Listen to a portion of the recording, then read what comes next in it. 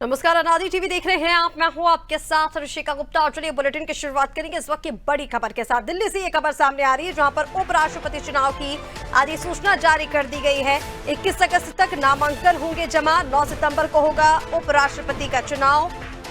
उपराष्ट्रपति के चुनाव की तारीख का ऐलान कर दिया है, तो तारीख सामने आ चुकी है।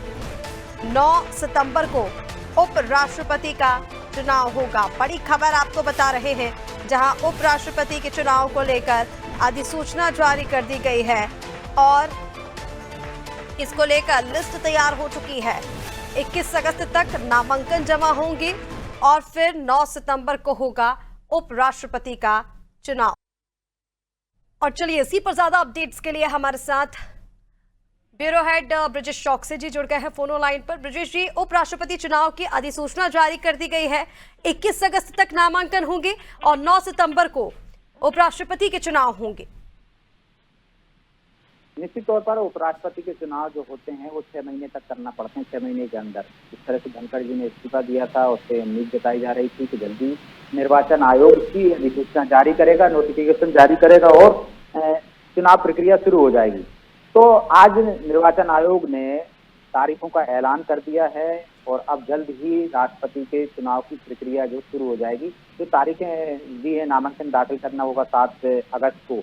21 अगस्त को नामांकन पत्रों की जांच होगी। 22 अगस्त को उम्मीदवार अपने नाम वापस ले सकते हैं। 25 अगस्त को मतदान की तिथि है जिस दिन मतदान होगा और 9 सितंबर को 25 अगस्त को मतदान की तिथि है। उसके बाद 9 सितंबर को मंगलवार को हम देखेंगे कि मतगणना की हो जाएगा और एक तरह से स्थिति स्पष्ट हो जाएगी। हालांकि स्थिति स्पष्ट है कि एनडीए का ही उपराष्ट्रपति बनेगा क्योंकि संख्या बल एनडीए के पक्ष में है और राष्ट्रपति से थोड़ा हटकर होता है ये चुनाव। राष्ट्रपति में विधायकों को भी मतदान करने का वो रहता है, इसलिए राष्ट्रपति प्रचार करते हैं राज्यों में जाकर। उपराष्ट्रपति को चयन होता है राज्यसभा और लोकसभा द्वारा के जो माननीय सदस्य हैं, जो निर्वाचित सदस्य हैं, वो मतदान करते हैं और उसका चयन होता है। धनखड़ ने जिस तरह से इस्तीफा दिया था उसके बाद ऐसा माना जा रहा है कि इस बार जो राष्ट्रपति होंगे उपराष्ट्रपति वो एनडीए की किसी घटक दल के ना होकर बीजेपी के ही होंगे। बीजेपी की विचारधारा के हो सकते हैं क्योंकि धनखड़ को लेकर जिस तरह से कुछ मामलों में सरकार की और उनके बीच में समन्वय नहीं बैठ रहा था, मतभेद से एक तरह से उजागर हुए थे, जिसके चलते माना जा रहा है कि उन्होंने इस्तीफा दिया है। हालांकि उनके इस्तीफे में उन्होंने स्पष्ट रूप से कहा था जो राष्ट्रपति को इस्तीफा भेजा था कि वो स्वास्थ्य कारणों से इस्तीफा दे रहे हैं। लेकिन अंदरूनी जो खबरें हैं जो बताते हैं कि पटरी नहीं बैठ रही थी उनकी, शीर्ष नेतृत्व से धनखड़ की पटरी नहीं बैठ रही थी, इस वजह से उन्होंने ये इस्तीफा दिया था। इसलिए माना जा रहा है कि चुनाव में एनडीए का घटक दल का कोई ना होकर इस बार बीजेपी का ही कोई उम्मीदवार होगा और जिसका चयन किया जाएगा। इसके लिए उसके घटक दलों से चर्चा करना होगी क्योंकि बिहार चुनाव भी नजदीक है तो जातिगत समीकरण भी देखे जाएंगे। और जिस तरह से द्रौपदी मुर्मू का चयन हुआ था राष्ट्रपति के रूप में और इससे पहले भी रामनाथ कोविंद का चयन हुआ था राष्ट्रपति के रूप में, तो जातिगत समीकरण देखे गए थे, क्षेत्रीय समीकरण देखे गए थे।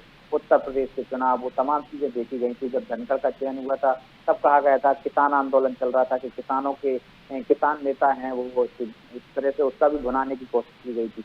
तो माना जा रहा है कि बीजेपी ऐसा ही कोई चेहरा लाएगी जिससे कि उसे बिहार में फायदा हो सके, जिससे बाकी के चुनाव में वो एक तरह से वोट बैंक को संदेश दे सके कि वो सबको साथ में को सबको साथ लेकर चलने की बात करते हैं मोदी सरकार में, जिस तरह से कि हम सबका विकास सबका साथ वाली बात जो हो रही है, जो मुद्दे जिस तरह से विपक्ष बता रहा है, तो उनको ध्यान में रखते हुए ऐसे उम्मीदवार का चयन होगा। और निश्चित तौर पर बहुत सारी अटकलें हैं, अब उसमें से किस पर दाव लगाती है बीजेपी, ये देखने की बात होगी।